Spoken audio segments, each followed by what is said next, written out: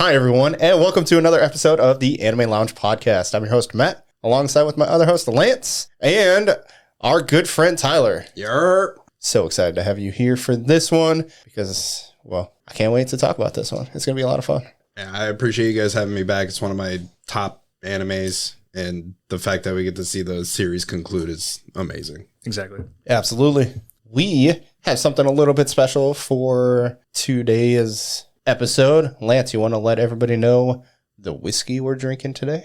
Today, Matt was real gracious enough to share his Eagle Rare Aged 10 Kentucky Straight Bourbon whiskey with us today, and it is really good. I do like it. I actually haven't tried it yet, but I'll talk about it when we get into the episode. That's fine. I just took a sip of it right away. Yeah, it's really good. Nice. And then on the side, I'm also drinking a Sarka Pilsner beer. That's all it says. So yeah, it's a Pilsner. All right. Is it good? Yeah, not bad. Pilsners are okay. Yeah. So yeah, I'll drink it. Yeah, that came in that surprise box of beer that I got. So Yeah. Yeah, it's not bad. What about you, Tyler? What are you drinking? I'm just drinking a good old crisp Coke from McDonald's because, I never seem to have alcohol for when the show happens. every time I say it, just bring some here and then you'll have some. That is true. Then again, I left a bottle here 3 years ago and you're still trying to shove it down my throat. Because you need alcohol, and obviously... Yeah, I don't have a mixer for it. I don't just sip on straight drinks like you. Captain Apple and Coke would taste like dog water. Well, pre-plan your drinks accordingly. I don't pre-plan anything. Yeah, that's fair.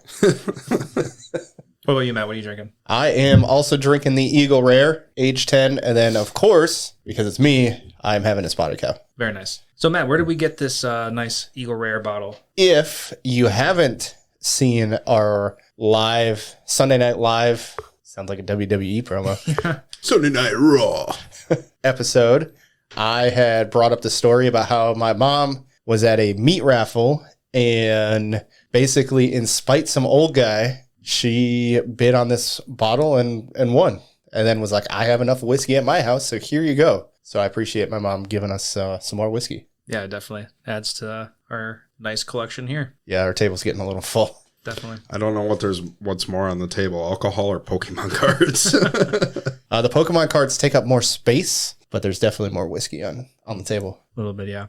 And we have a lot of Pokemon cards on our table now because, like we had just suggested, every Sunday, Matt and I will be going live on YouTube at 9:30 Central Time. So please check us out there because it would be a lot of fun to have a crew of people where we just talk random anime, what we're watching on the side, any other things that are related to nerdy talk, and then we rip packs on there as well. Yeah, I've gone down the rabbit hole and it's not a good time. Yeah, and then if you tune in and follow, Lance will shotgun a beer. Terribly. And watch him spray the room. It's comical. We got to teach him how to shotgun because he opened it wrong. He's 0 for 2 on not spraying all over the place. Yep. Don't worry. Maybe one day I'll get a nice clean pop on that shotgun. I noticed exactly what went wrong. It's just as soon as I saw you grab it, I'm like, this is going to fucking go everywhere. Yeah. So you don't have like it's not even sideways. You held it. You didn't pop an air pocket. You popped it straight into the beer. You need to hold it upside down and then pop it. That's what I was saying. I was holding it sideways and I got to keep it angled. Yeah. Don't worry. You learn from your mistakes. Yeah. Could have been a costly one, but it looks like you avoided it. He's 2 for 2 on not destroying his laptop, though. Hey, we take the mods. Exactly. It's good times. We definitely have a good time. So make sure to join us 9 p.m. 9:30 p.m. Central Time and just join us live. It's a good time. Good time. And now that we are out of our obligatory talk, Lance, what are we covering today? Today we are covering the season finale, Season 3, Core 2 of Fire Force. And if you don't know the synopsis, what the hell are you doing here? But anyway, this is the final 13 episodes of the entire series. There's going to be a handful of fights, and we get to see how this translates into Soul Eater. And we'll talk about everything in between. I can't wait to talk about this. And then, as always, Lance, what is our Lance's lesson today?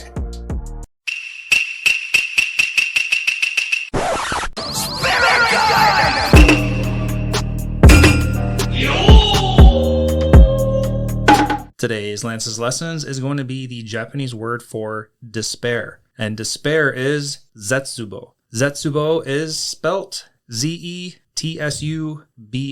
And zetsubo is related to today's episode because the evangelists are basically feeding on despair in order to take over the world. And we've come to find out that they need to rely on hope to overcome this despair. So yeah, zetsubo. That's our word today. Awesome. All right. And one last final thing that we like to do before talk is that Matt likes to read the manga for every episode that we cover. So were there any differences between the anime and the manga? NANI?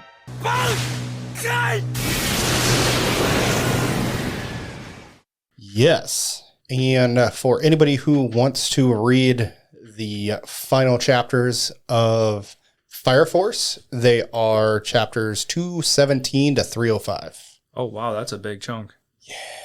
And that's just for the final 13 episodes. I will say it is a little difficult to keep track of everything that happened because there was quite a few things that happened in separate orders, like Sho stabbing that one guy who does the gravity. Yeah, he Fairy. Is that who it is? Yeah. Yeah, he stabs him like right after they get out of the Adola. Like after, almost immediately after they get out of Adola, he gets stabbed. And the moon part happens almost immediately after they get out of Adola. So for anybody that doesn't remember, that happens on like the second to last episode. Yeah, right. Versus almost the first episode. Interesting. Or probably about 3 episodes in. But yeah, so it's a lot of stuff gets jumbled kind of all around. The Arthur fight basically goes in 2 stages. As soon as they get into the Amaterasu and all of the Infernals are fighting, basically Dragon and Arthur are fighting there. Some stuff happens. I'll get into it.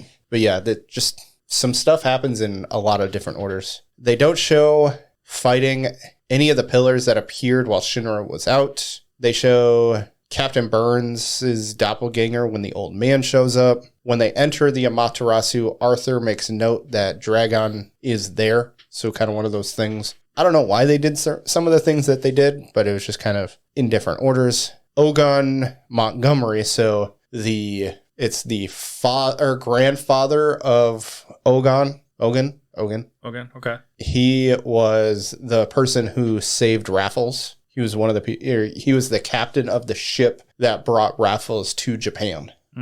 So I remember him talking about a ship. Yeah, but I don't think they mentioned anybody who was on board other than like no discrimination, just brought people. Yep. So Raffles was on that boat. They combine the 2 flashbacks with Arthur and Shinra together. So that basically all happens in succession instead of happening in 2 different parts. Then it shows the team working underground. So Arthur isn't underground with them when they go to essentially turn the key to the Amaterasu. Arthur was with the above ground team and sat there while everybody was fighting because he was waiting for Dragon. So he wasn't there to stab you in the forehead and release Giovanni from him? That happens much later, yes. Okay. But so to answer your question, no, but it happens later. Interesting. Yeah, instead of following him down into the tunnels where he saw the bug and then got turned around. Yeah. He was outside the entire time instead. Okay. I like that the anime did that because it added to Arthur's stupidity. His good old dose of ADHD. He's like, bug. Yeah. He's like, don't get lost. Okay, turns around and just disappears. Instantly.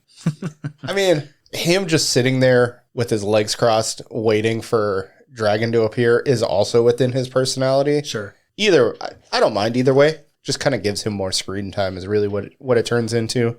Giovanni said the evangelist planted the end of humanity in the last great cataclysm. Okay. Essentially, he said that the despair that happens that leads to death was implanted in the hearts and the minds of the people during the last great cataclysm. Okay. I feel like that makes complete sense. Like, I don't know if that was said like almost verbatim. Yep. But it did, on my rewatch, it did catch my attention that they said that, oh no, that was just about Shinra himself being the savior. Yep. Or whatever, the Jesus figure. Yep. So yeah, I guess never mind. I mean, I guess you can make some connections, but yeah, never mind. I'm going to take that back. This isn't when Yu gets taken over, they don't go into his backstory there. They go into his backstory after he gets saved much later on. Just like I said, they just jumbled a bunch of stuff all around. I don't know. I don't have any strong feelings either way. The fight with Giovanni was much shorter and significantly less dramatic, kind of to be expected when it comes to mangas. That's not all that surprising. After the cataclysm starts, Chiron releases all the energy from getting attacked, and Maki is able to deflect that towards Dragon. So basically that's how Dragon and Arthur get separated before they fight again. So it's kind of like, I understand what the studio was doing, so you can pretty much eliminate a bunch of stuff by not having Dragon there, because now you can have Arthur kind of veer off and do his own thing and do all these other stuff, and then you don't have to add this part. They don't have the short part about waiting for the cataclysm, the part before Hamea appears. Oh, basically the part before Hamea reappears. They don't have that whole part. Like jumping through the eye and... Yeah. Okay. Maybe. I'm drawing a blank on that part. So we'll just skip that part, I guess.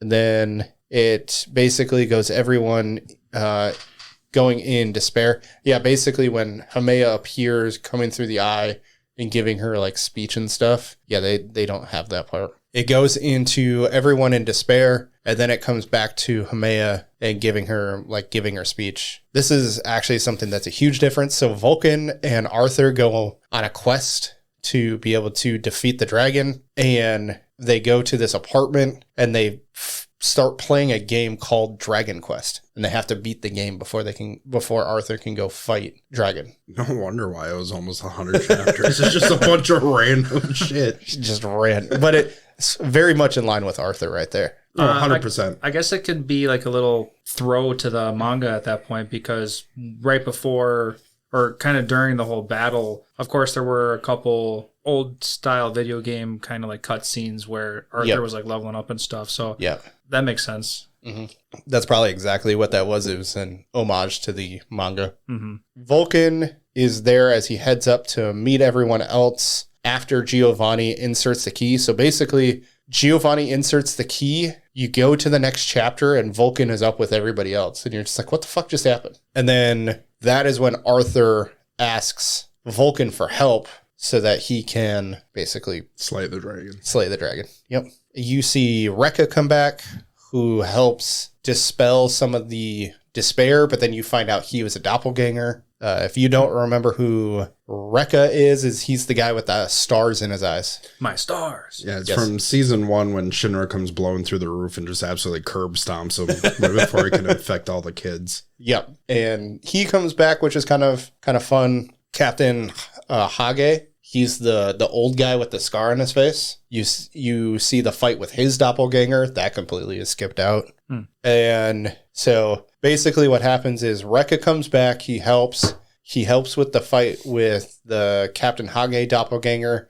And then you find out Rekka is a doppelganger, so they have to kill Rekka again. Arthur makes it to the final boss, and that is where the Yu flashback happens. After Arthur and Vulcan finish the game, they go outside. They find Giovanni, and that's when Arthur kills Giovanni. So he kills Dragon first, then kills... No. Yes. No, because Dragon makes him go to space. So he finishes his quest, and then he kills Giovanni, and then he finds Dragon. Then he goes, okay. And this is when the entire dragon fight happens. So before they do anything else, the dragon fight happens. So, you're talking probably chapters like 250, 240, 250-ish time period. So it happens pretty much immediately. And in the anime, it happened almost at the very end. Mm-hmm. Okay. In kanji, Arthur calls Shinra the savior. So not just a hero, but the savior. Okay.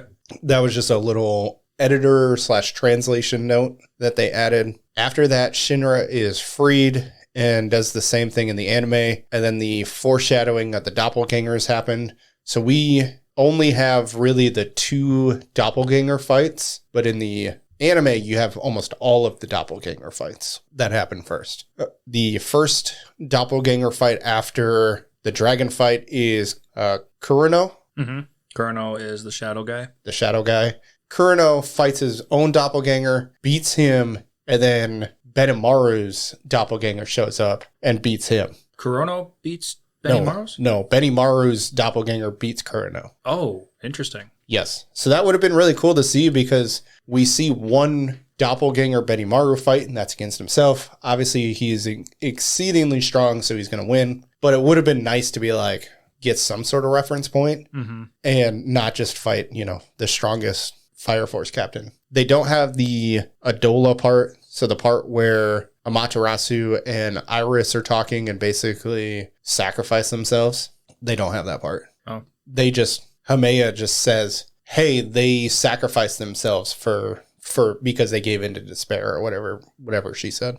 Okay. So Hameya shows Shinra and show Amaterasu and Iris right after she explains everyone's desire for death. That is when the fight starts. The next biggest difference, or pretty much the last biggest difference, is that beam that she uses that Sho blocks. That doesn't happen. Let me rephrase that. Sho does not block the beam in the manga. Shinra gets hit, gets blown through the stomach, and the hospital captain that saved Shinra in the first season. Do you guys remember that? Is that when he was training with Benny? No, that was so when... It's been a while since I've seen the first season. Yeah, so it is in the first season. So basically, Shinra is in the hospital. He gets surgery. He's there for a long time. Everybody's concerned. Basically, that captain uses a bunch of his fire user ability and ends up kind of linking himself to Shinra. And when the Hameya blasts Shinra, essentially that captain sacrifices himself to save Shinra again. And so he ends up dying. That is Captain Koyoko. Doesn't really explain. If you don't know who that is, you're going to have to look him up because Lance and Tyler don't remember him either. And that's okay. Shinra's mom does not help Shinra push through his despair. He just kind of like works through it. That's the last difference. Oh, okay. And then just to kind of give in perspective, the epilogue is 2 chapters. Okay. Nothing too crazy because the epilogue itself was kind of like, 10-ish minutes? Not even? Yeah, it was 10 minutes. Yeah, it was like 9.5 or something like that. So nothing too crazy. Yeah, and that is all the differences. Okay, so nothing too crazy, but it is interesting that there was a couple more doppelganger fights that we could have had. I mean, obviously, of course, if that was the case, we would have almost needed a fourth or a third core or a mini movie at the end, or probably 2 more episodes. 2 more episodes, which then would have made it from 25 to 27. So yeah, I get it. The biggest thing was just so many things happened in separate orders than they did in the anime. That's all right. Yeah. So now that Fire Force is 100% completed, what do you guys think about how they finished this finale? I loved it. I mean, I enjoyed it. Yep. Like, I already knew that Shinra Bansho was one of the strongest in the anime verse. It sucks you didn't get to see him fight. Yeah, but you didn't need to fight to show how strong he is. Yes. Like, the dude was ridiculously strong, and it's not even in just the strength. Yep. Just in the ability to basically rewrite everything how he wants it. Yep. In a second. Like, he said he rewrote it like 100 times until he could get it perfect, and that was all within like a second. Yep. I don't know if he said a number of times. I don't think so, but like he said he did it a bunch. So I'm just gonna throw out there, like, he could have probably did it 1,000 times within that 1 second when he was returning her attack back at her. Yep. Like, that's just insane. Yeah, and just continuously reworking it to get it to work out how he wanted / needed it to work. Mm-hmm. And I love the explanation about like making life less valuable. Yes. Make complete sense. And I don't want to say it goes 100% to the idea of what you'd imagine Soul Eater to be. I never got that impression from watching that show, but it would make sense. Yeah, I think Soul Eater is going to be the next one that I watch because I haven't watched it yet. Yeah. But yeah, just being able to basically remove all despair from anything that could possibly be and every chance that he had to make it to where he didn't have to kill anybody to solve the issue. Yep. Mm-hmm. I did do a speed run through all of Soul Eater, so it's not like death isn't like avoidable to a degree. Like, you still have your souls, so once your soul is gone, like, you do die. So making life less valuable did throw me through a loop, but Yep.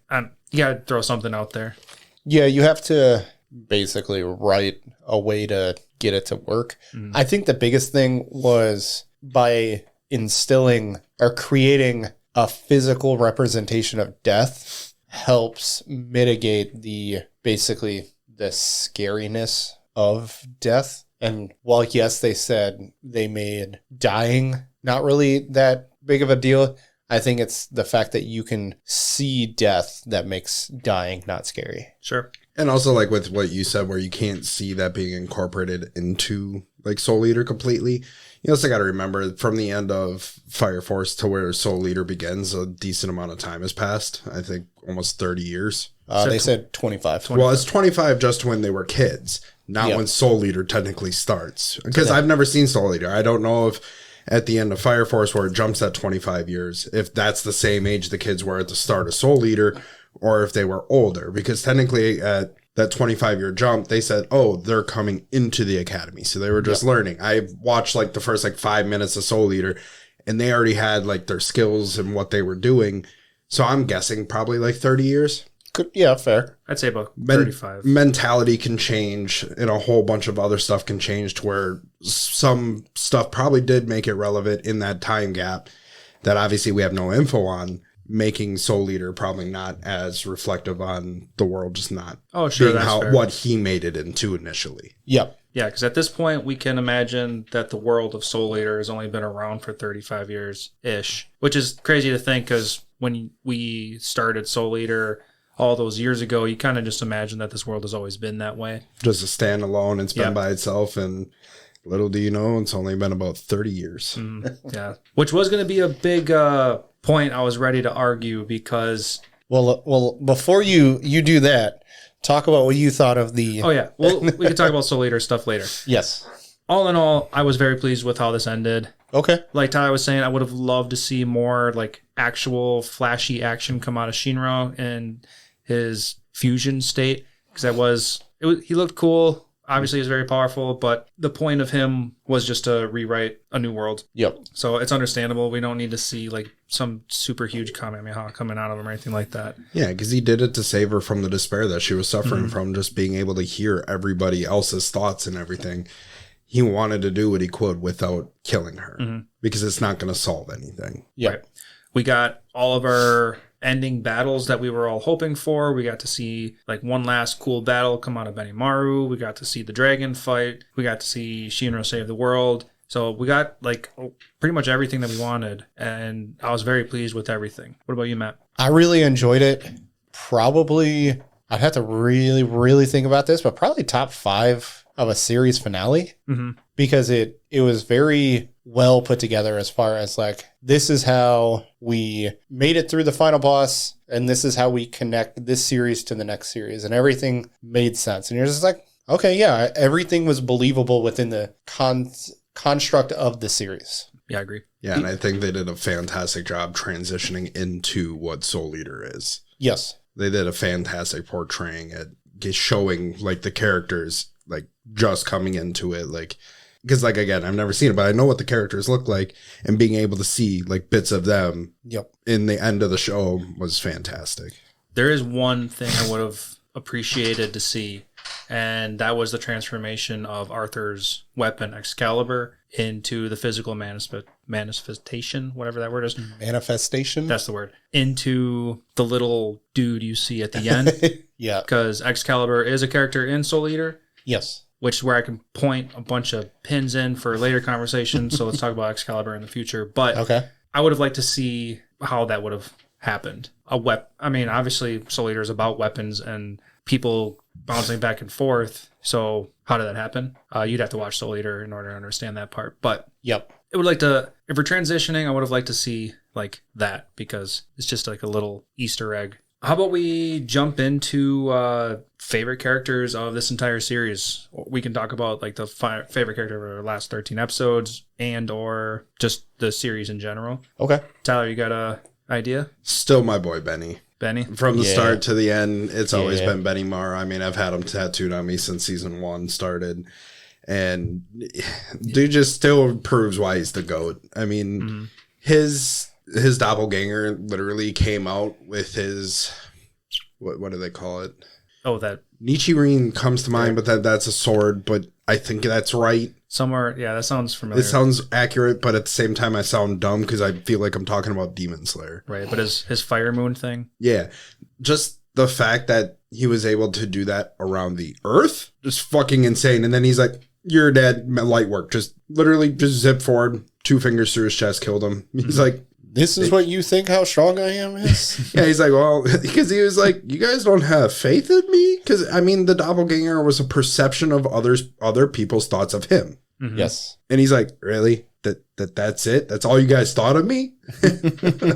But, like, he just proves why he's one of the best. He's one of the strongest, but also, like, how much care he had for his area, like his home, his people. Because he's like, well, if we're all going to die, we're going to have fun. Because he was pulling the fear of death out of them to get them into a good mood, into a happy mood, to be able to welcome what was about to happen. That, and plus, like you were saying, more importantly, raising the despair out of them to dampen the despair that's going to, I mean, it obviously didn't make a difference, but it wasn't a big impact, but doing what he could with what he had in front of him to be able to try to help Shinra up top. Right. So little, but nothing ultimately changed. I still liked it. It made him respectable. So yeah, definitely an awesome character. Who is it for you, Lance? Me, Benny Morrow's amazing. That being said, still loved Arthur. Arthur's probably easily my second. Yeah, same here. So flip flop. Arthur's my favorite. Benny's my second. But Arthur, I just loved his single cell brain doofusness. Turned everything into a video game, old school style. Always got to go on this quest. His old school talk about slaying the dragon and stuff like that. It was comical. Like I said earlier in this episode, where he got distracted by the bug before he fought Giovanni. Just comical. He's been funny since season 1, so I definitely appreciate him for that. What about you, Matt? Man, you guys picked all the good ones. Will say you can say ditto and then tag onto it more. Yeah. Yes. That's it's going to be Benny Maru. He's definitely my favorite. We got to talk about Shinra as far as he grew so much as a character, and within the Fire Force, he just did a good job of going from this kind of awkward kid in the beginning of the series to kind of being the manifestation of the devil to then turning into the hero that the world needed. Beyond just, the when he did do his transformation. I'm drawing a blank on what that's actually called. Tyler, you had said it earlier. Shinra Bancho Man. Yeah, that one. Mm-hmm. So the transformation was really cool, but his ability to basically go as fast as light, faster than light, essentially. Yeah, I think he hit faster than light speed. Relatively speaking, and relatively as in science, yeah, definitely. To be able to literally recreate the world. I can't put it into calculations out of exactly what it is, but Google's there for that. Yeah, because he was able to go faster than light, which is able to go faster than time. Technically, yeah, theoretically, that's the scientific way to say it. Yes, and that's how he can do the things that he did when he transformed. So that was really cool. I'm pretty sure on the first season, I said Hibana was like my second favorite character or something along those lines. It's been 3-4 years since I've watched the first season. I thought she was funny. You like her for her tits, don't lie. She had a great personality. I was going to say, if I remember from past episodes, you like the jiggle. She has a great personality. What can you say? And her line at the end where basically she's like, I'm willing to share. Yeah. That one was really funny.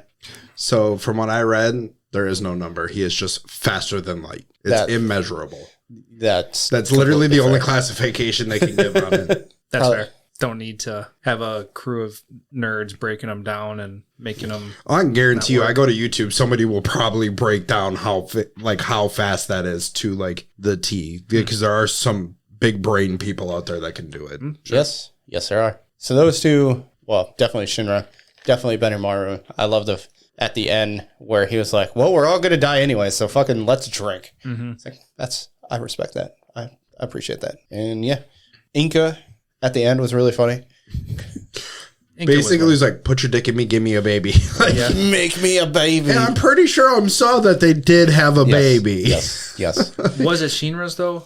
Well, it doesn't necessarily say. It just says like your kids, but then one of them had pink hair. Exactly. And then one of them had blonde hair, which representing that he fucked both of them. Which very much looked like Arthur, I'm just saying. It kind of did. I assumed it was Arthur's child and whoever Inca had a child with. Which would have been Shinra, because she wouldn't... But I'm almost certain it's Iris and Inca's babies with him. The first time I watched it, I was like, yeah, that's definitely, Shinra had babies with both. Weird, but okay. And then the second time through, I was like, wait, is that Arthur's child? Mm-hmm. No, that can't be Arthur's child. I definitely thought both of them, or both watch throughs, was Shinra and Inca. And I'm like, he clearly said that he was with Iris. So it has to be both of his children. I could see that being a kink of Iris. Just saying. Yeah, eventually just giving in. At that same rate, she could have just had a third child with Hibana. Yeah, could have. I can see that as well. So, I mean, you saw about how Hibana was with Iris to begin with. You never know. Yeah, sure. Maybe she just didn't want kids, but wanted everything else.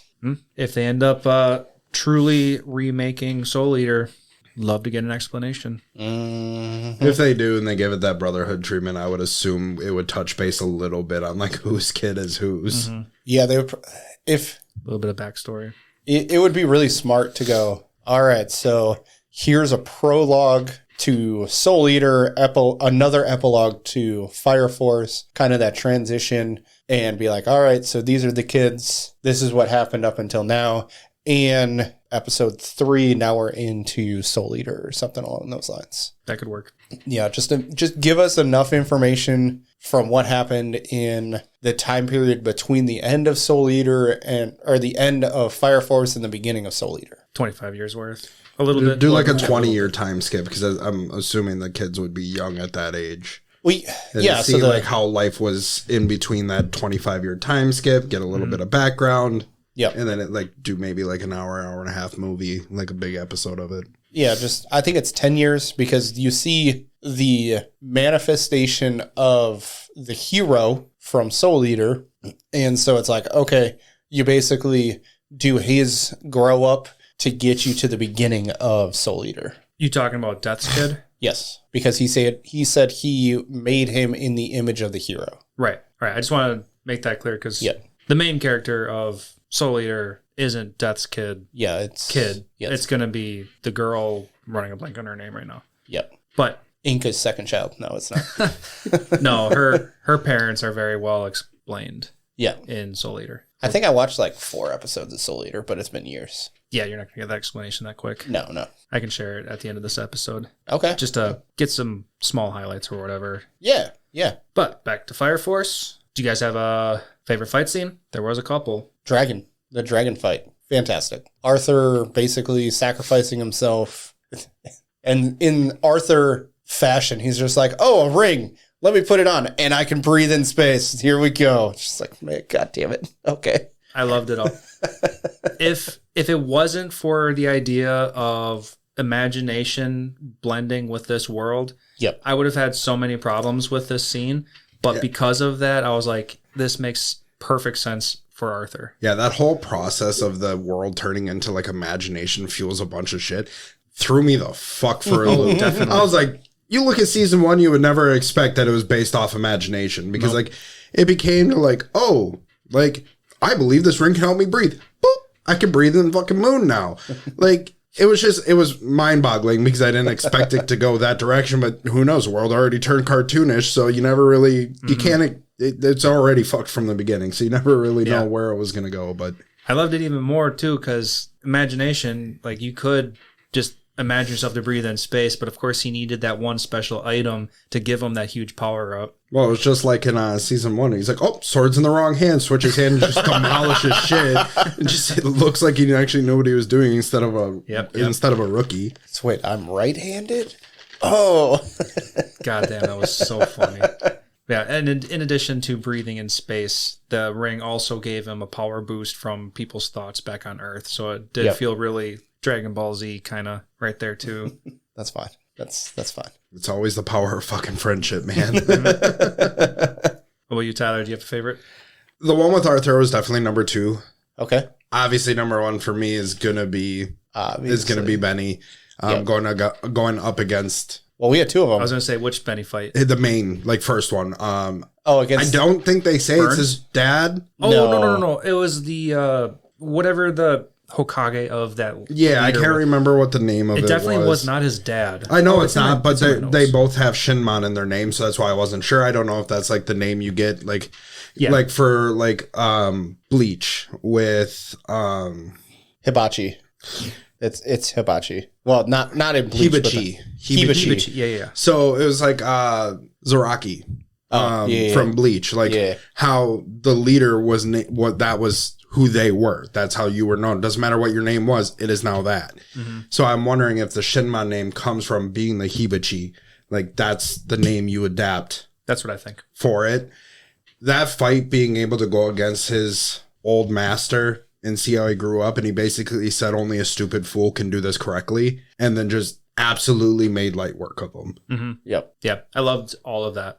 That just showed like history and everything. Yeah, just you're coming up to the final season and you're still getting more background on him. Mm-hmm. And just showing like his childhood and how much he cared for people, and showing how much he grew in dealing with loss, and basically showed his master what he could do, because he told him like, you'll never become Hibachi until you do this. Mm-hmm. And then he proved it to him. Exactly. I think Benimaru took the name because they basically made it seem like he was like either abandoned or he was like a father figure. Yeah, so that he took the name to respect Hibachi. Mm-hmm. Yeah. What about you, Lance? Those are both of mine.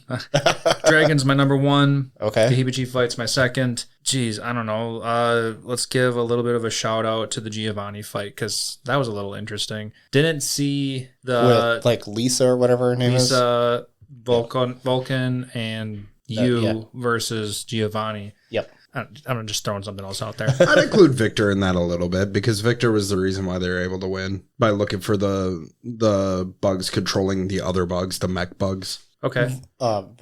Vulcan. Victor, the scientist. He was the one that was sitting in the Humvee. He's like, well, you can either use the electromagnetic field to disturb them, or it's like the flight with the bumblebee to where it's mesmerizing to control them. And then that's when Vulcan puts on his mask, notice that there's 7 of them, and then Lisa kills him. So I put that Victor was a decent part of that fight. He wasn't physically in it, but without that idea, they never would have made it out of there. That's fair. And then just Arthur's stupid genius mind to throw plasma through Yu's skull to destroy the nest and ultimately take down Giovanni. Didn't see that coming at all. No. At first, I was like, oh my God, I think he actually did kill you, and I think we're going to have a moment here. But no, anime logic, Arthur's the smart one. He had a couple moments where he was definitely the smart one throughout the entire series. Real quick, I was trying to re-download everything from Season 3 Core 2 to do my rewatch. Yep. And for some reason, Crunchyroll wasn't letting me jump from Season 1 to Season 3. So I tapped on that, clicked on Season 3, and then downloaded everything episode 13 and beyond. And then I started rewatching it, and I'm like, I don't remember any of this going on.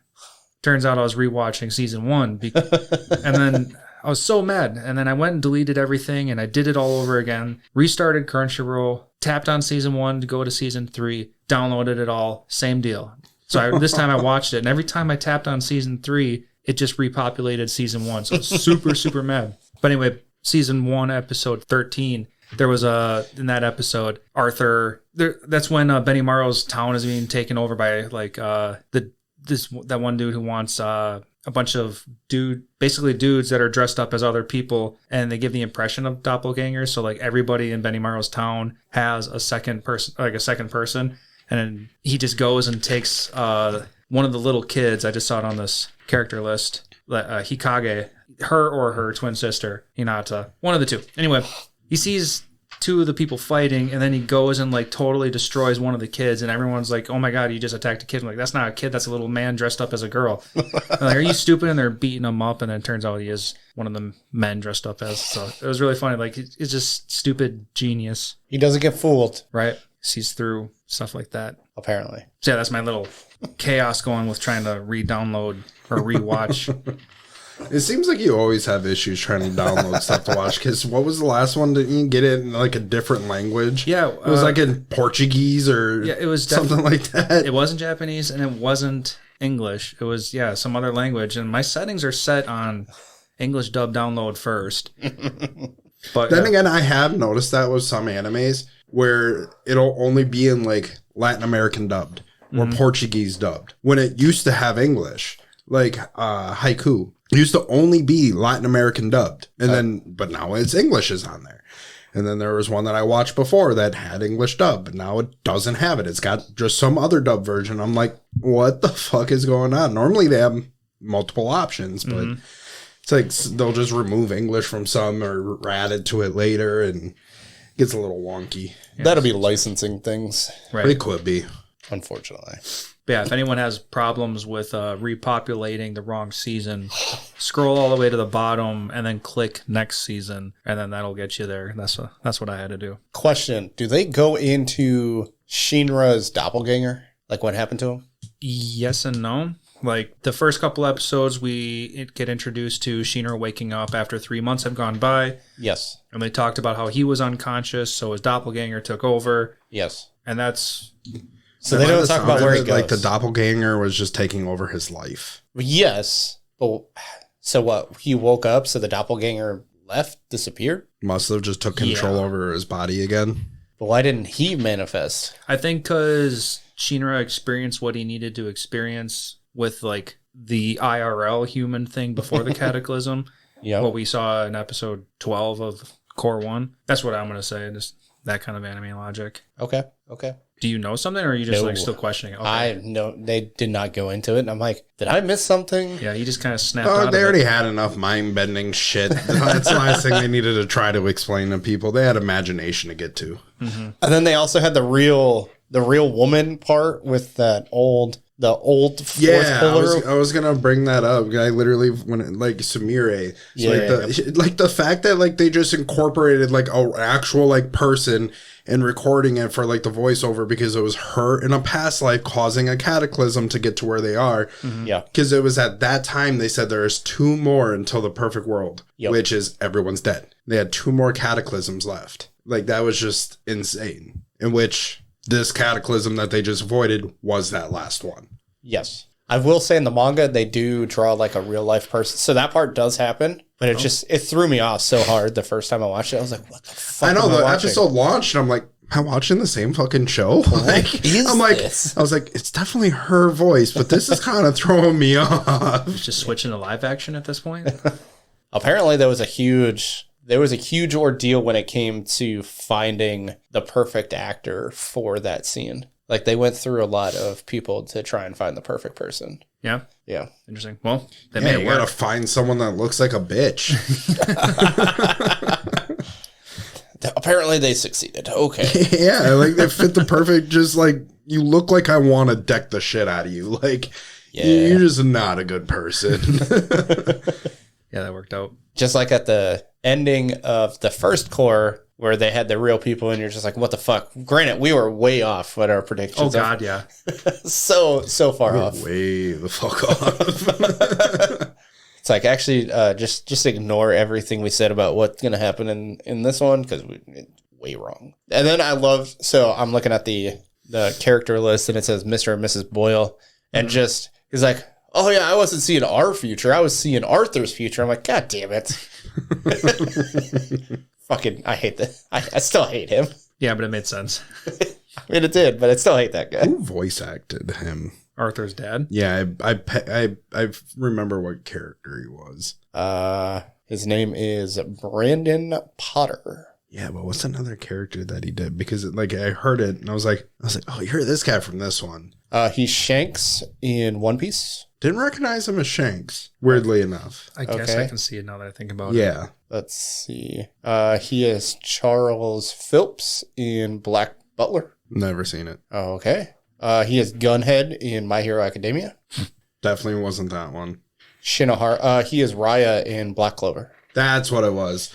I instantly got the Raya vibe from it because I was like, all right, that is Raya from Black Clover. And I was like, you know what? Personalities kind of match a little bit. Just like not all there and giving a fuck. Did a great job. Made me hate the father as I needed to. Fuck, I hated him. I hated him from the first part of season 3. Yeah. Like, and he's like, "Oh, hey, how you doing?" I'm out and just gone. Mm-hmm. Just had to give him one more quick cameo for people to be like, "Fuck that guy." Stars were from Arthur's future. Fuck you. We can't skip over one of the most memorable episodes. Maybe the most memorable to you. What is it? The assault fight. I watched it 10 times. Guaranteed. I don't even know what you're talking about. That's the one with Tamaki's Lucky Lure. Lucky Letcher. Lucky Letcher Lure. Yes. And like, what the fuck, man? Like, I'm watching it and also I'm like, why is everybody naked?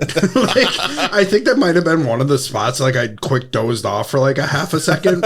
And I wake up and everybody's just in their underwear and panties and bra and shit. And I'm like, everybody took the clothes off. What did I miss? Rewound to 10 seconds, right where I fell asleep at. I was like, okay. Like, it took a wild turn, but that was, I believe, the first part where imagination came into play. I don't know if it's the first, but it was definitely the most prominent. Yeah, because we had a child give us like a and the mom just narration. disappeared. And she's like, yeah, well, she fulfilled her part in this world. Yeah. And no, she disappeared. She couldn't see herself as anything but the mob, so she disappeared. That, and she was an unnamed character who didn't get herself placed enough.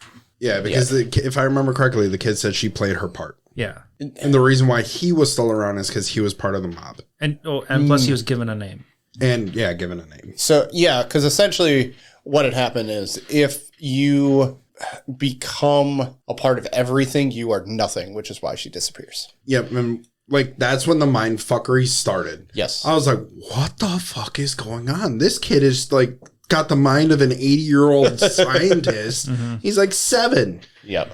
And then that's when everything just got weird. Yeah. Just dropping down to her bra and panties on purpose, trying to get it to work, and it wasn't. She's like, you know what? Screw it. And at first, I thought she was going to get quicker because she dropped her clothes and it dented the fucking ground. I'm like, you wearing weighted clothes? Like that, I was like, you're about to just pop off like Rock Lee and just go twice as fast. Yeah, right. I mean, the explanation kind of made sense. So basically, it's a part of your desires, and you need, like, desires need to be manifested in order to have the world. And of course, sexuality is a desire. Yeah, because I led it to lust equals making babies. Babies makes future. Well, if you don't have lust, you have no care for sex, you have no care for a future. Which means death. Exactly. So, like, it makes sense because her part in it was future. Like, that's what she was. She was the future aspect of this whole imagination, plantation, creation shit. Giant orgy, yes. Yeah, the kid was like, you don't get a body just like that just because your genetics are good. She trained really hard to look like that. I'm just like, yep, they really, really zoomed in and made everything very defined during this 5 seconds. Then every time you fight, every time I like zoom in, it's like, fight, kick, booty cheeks. Like, why, man? Because like I was watching and I was like, you know what? There's not a lot of fan service. It's actually kind of like, it's good. Because like, don't get me wrong, show's very good. A lot of unnecessary fan service. And I was like, it's going very well. That episode happened, and I was like, well, never mind. It's back. They combined all the fan service for the last part of the season into one episode. Because after that, it was just her in a bra, but she had her pants on. The funny thing in the manga, clothed. She was clothed. The entire time?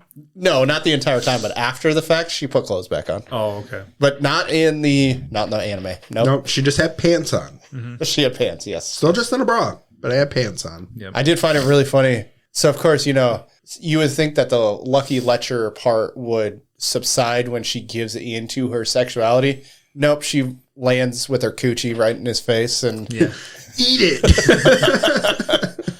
I'm not giving in to this. Literally like distraction, fireball. Yeah, that was ridiculous. I was like, and we have to get it one more time. Got Oh, it. and in addition to all the sassy talk, Assault's moves were boners. Hold on. I literally screenshotted one of the lines that was in there. Oh, I put a quote too. I will defeat you and protect our right to be naughty. I put that one too. And then when he's like doing his missile, he's like, throb, throb. I'm like, Jesus fucking Christ. Crimson throbbing bullet.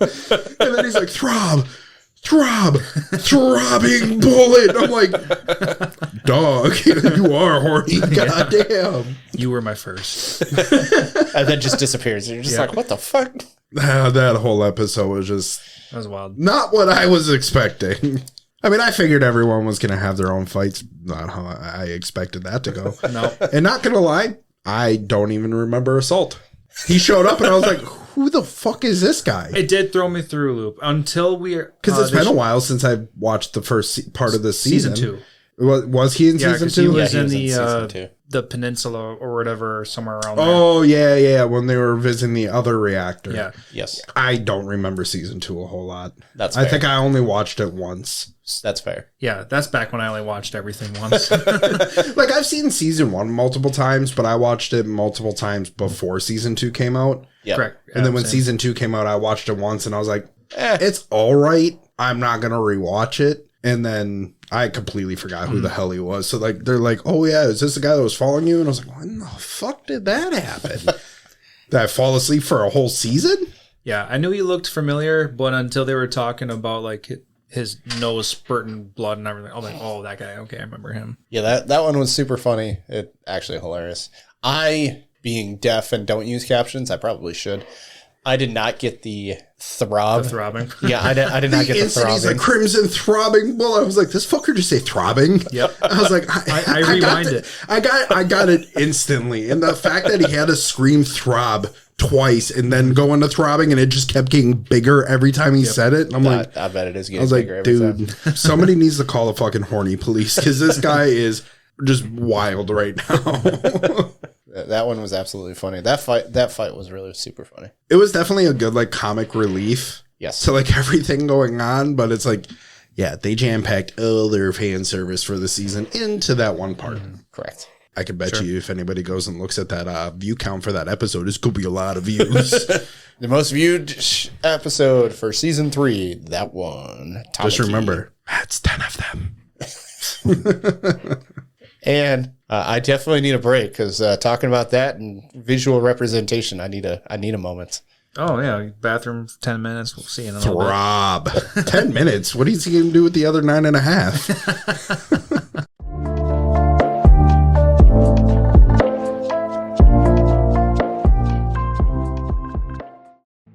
Hey everyone, just taking a moment to tell you guys about our other podcast, D&D News. Follow us on our shenanigans as we try to save Earth from some monstrous priests. Find us on Apple Podcast and Spotify. Just search D&D Noobs, that's Noobz.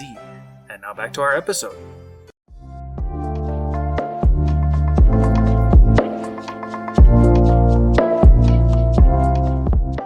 Man, I feel much better. I'm glad we're back from this break. Let's get into more, just kind of talk about Soul Eater, because I know, Lance, you went in, you did the work. I want to hear about it. Yeah, so like I said earlier, I speed ran through all of 51 episodes of Soul Eater in preparation for this, just in case Fire Force didn't leave us off on a good enough note. Clearly they did. Yes. So it wasn't necessary, but it is nice to know that I have all this background knowledge to pull from. If you guys have questions, I can like direct some answers. I'm not going to like give away everything because Soul Eater is probably going to be hyping up its watch list because of Fire Force. Good chance. Like I said earlier, Arthur Excalibur is a character that's in Soul Eater. And I mentioned earlier I wanted to put some pins in him because in Soul Eater, Excalibur is there. He's like in this tunnel. He's been known to be the super powerful sword that you can get. Yes. But once you encounter him, you gotta go through like this 1,000-step process, and he's super ass annoying. Well, that sounds like Arthur. So. Exactly. So I like the connection that they made with that. But he goes into all these stories that make it seem like it was thousands of years ago. And then later in the series, he's changing up his timelines. He's just making shit up. So also sounds like Arthur. Sounds like Arthur. So things are starting to make a little bit more sense now that we know that the Soul Eater world is only somewhere between 30 and 35 years old. We'll say less than 50 years old. Yeah. So just want to throw that idea out there. Yep. So Excalibur is interesting. Fool. Okay. He says "fool" a lot, so that's Excalibur's like catchphrase. Okay. And it's like, I know we were talking on the break. I wonder if they'll give it the Full Metal Alchemist Brotherhood treatment. Okay. And kind of like rework it to bring in the Fire Force story into the beginning of it. And then also kind of gives it a chance to kind of remaster the graphics to where Fire Force was. Mm-hmm. Yeah, and depending on... I haven't actually even looked into how many chapters Soul Eater is, which I can do as I'm talking about it. Because maybe they skipped a bunch of stuff in Soul Eater. So now... That's fair. They have a chance to really make a good adaptation. It's 117 chapters. So 50 episodes. It's probably pretty good. Yeah, you're actually just one off. It's 51 episodes total for the anime. So yeah, about that's 2 chapters, essentially almost 2 chapters per episode, which is kind of crazy. Most pretty typical for 3 to 4 chapters per episode. Yeah. One other thing that I liked how this Fire Force ended to introduce Soul Eater is that Soul Eater has witches, and if you consume the soul of a witch, your partner weapon can essentially just evolve into its next most powerful stage.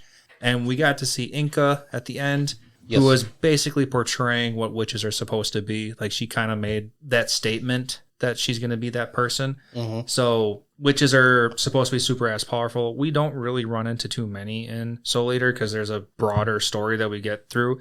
Yep. But I like the idea that they introduced the witches. Yeah, it's a good concept. And she's not a witch anymore, though. You got to remember, she said, put a baby in me and I won't be a witch anymore. Because she said, well, until then, I'm going to keep being a witch. That's a good point. She could have created influence on other witches in the meantime. I mean, she probably did. She probably made a cult. Yeah, that could have been where it all started. Yeah, I would assume she was probably the original one that would make...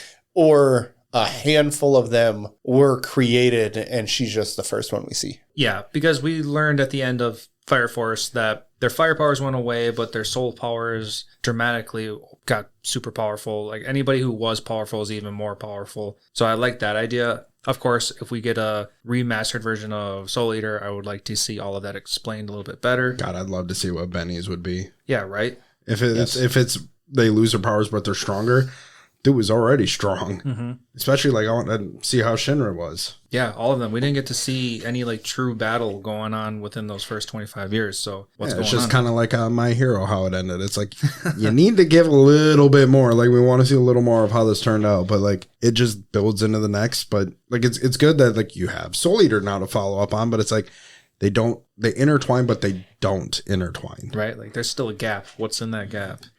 Give me more. Give me more. And yeah, it'd be nice to, as I had previously mentioned, just kind of 3 episodes, 5 episodes. I think you said a movie. That'd be kind of cool. Just, all right, this is what gets us to Soul. Like, this is what really gets us to Soul Eater.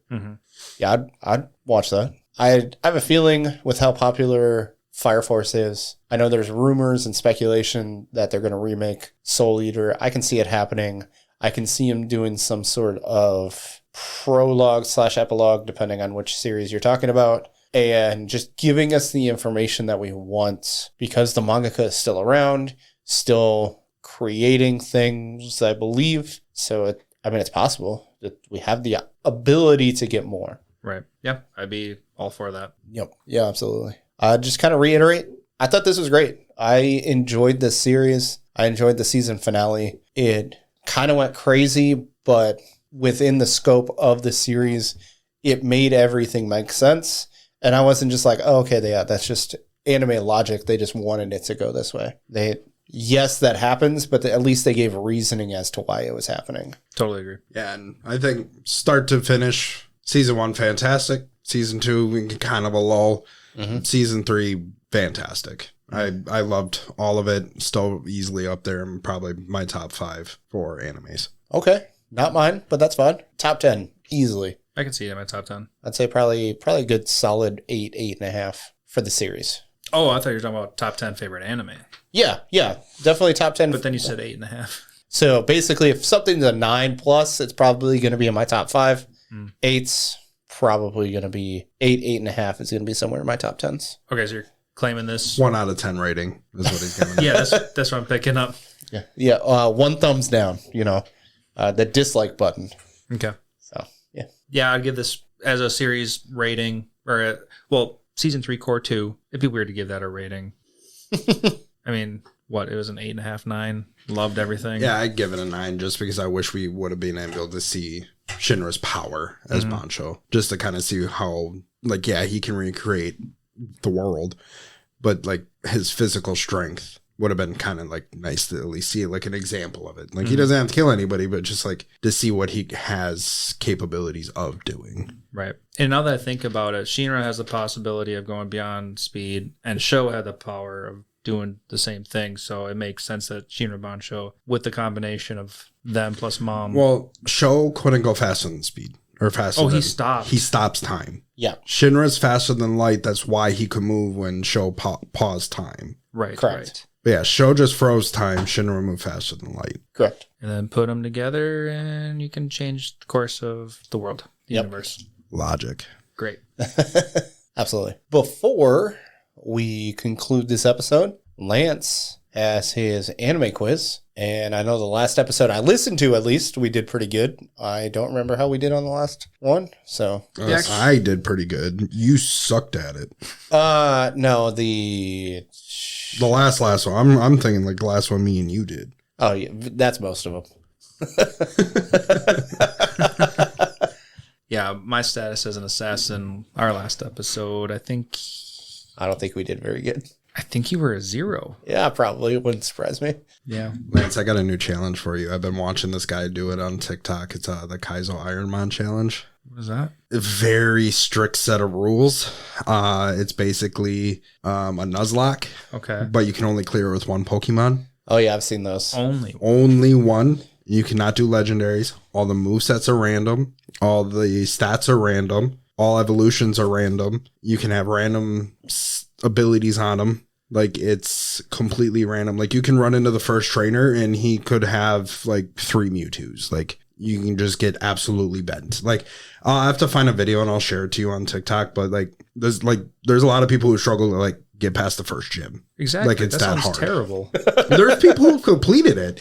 Yeah. Because you can get a Vaporeon with Thunder Wave or Thunderbolt and Flame Wheel.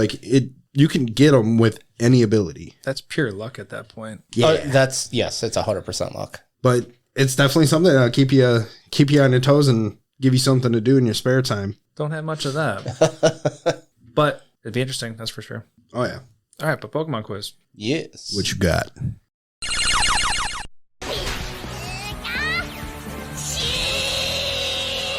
So, with Tyler here, we're going to jump into Generation 3 questions. Okay. Question number 1. If your rival chose Trico, what starter did you choose? Piplup. Yeah, it was the water one. I don't remember what the water one was. Tyler's going Piplup. Matt's going just base water. Yeah. I don't know how to judge this one. I can't remember all the Gen starters. I don't think it is Piplup. Because Piplup is not Gen 3. No, it's Gen 4. Hold on. Let me think again. I was too confident in that answer. It's definitely the water type, but I'm trying to remember. Is that the one that evolves into Feraligatr? No, that's Gen 2. It's the one that evolves into... Is it the one that evolves into Marshtomp? Yes. Yeah. Fuck. There was a meme about him forever ago. That doesn't help me. Mudkip? Yeah, it's Mudkip. Way to go, us. Bitch, this is separate. No. The water type? No, we're a team. I'll give you a half a point on that one. No, full point. Matt went water, didn't give a name. Tyler, I got too confident. Name. But hey, at least I figured it out. Yeah, you did. You worked your way through it. I gave you that kind of time. Still, half a point. No, full point. Question number 2. What typing is Kecleon? Can you Can I ask a question? Can you tell me what it looks like? What's the question? Is it dual type? Can't give you that kind of an answer. Kecleon's the chameleon, right? Yeah. Yes. Well, I know it's normal. Yes. But that's why I'm trying to figure out if it's dual type or not. Because I know for sure it is a normal, but I don't think it's bug. Honestly, I think it's just normal. Yeah, I'm pretty sure it's just normal because then it has the ability to use more movesets. Not more movesets. Its ability changes it to where it becomes the same typing of who it's facing. Yeah, when you use yeah. I think you're thinking of Smeagol. No. Or not Smeagol. Smeargle. Smeargle. Not my precious. Wrong thing we're talking about. But I was on the right track. But yeah, its ability changes its typing, not its abilities. Yes. But I believe it's just normal. Yeah, I would agree. You going with normal? Yeah. If it's dual typing, don't tell us. Just tell us we're wrong. It is dual typing, so we can try to guess the dual type. No, you guys are right. It is normal. Okay. And I was gonna say I could have swore it was just normal, but I was like, I have a feeling it might be something else, but I don't know what it even would have been. No. You know what I was thinking? Cast form. That's the one that changes. Oh yeah, typing. cast form can change per the environment. Yes. Yeah, that's what I was thinking. Kecleon's typing will change based on what attack hits him. Yes. Okay, so I was right, but just what the trigger for the typing change was. So he gets hit by a grass move, he becomes grass typing, therefore the next grass move that hits it is now weakened. Correct. All right, and question number 3. What... I typed in what episode. He's baffled by his home question. I typed it wrong. What level does Wingull evolve? I know this was stupid. It took forever to evolve. I'm going to go with 28. I was going to go 27, but I'm not going to guess one away from you. So I'm going to say some like 35. 35? All right, I'll give you 2 hints. 1, Matt's closer, and 2, it's lower. Yeah. I'm going to go with 20. You were probably right. I'm going to go with 24. I'll go 27 because I was going to do 24. All right, you guys are both wrong again. It's in between 25. So it's 25. Yeah, sorry. It's in between, comma, 25. Okay. I was like, how you said it, it's like, I was waiting for like, in between what? It's in between 25 and 25. No, yeah. And yeah, that's my Pokemon quiz today. You guys got 1.5 correct. We got 2 correct. My dumbass would have took a second to think. Yeah, I was like, Piplup. I was like, wrong gen. That's next gen. Yep. All right. Thank you, everybody, for listening to this episode. Make sure to check us out every Sunday at 9:30 Central Time on YouTube Live. Make sure to join us for those. Subscribe to us on YouTube so that you get those notifications when we are going live. And then also subscribe to us wherever you're listening to us so you get to enjoy all the other episodes that we're launching. Yeah, make sure you're definitely subscribing because we got to get Lantz better at shotgunning beers. So we need your assistance on that. Yes. That is the goal for a while. Have a good one, everyone. Later, guys. Bye.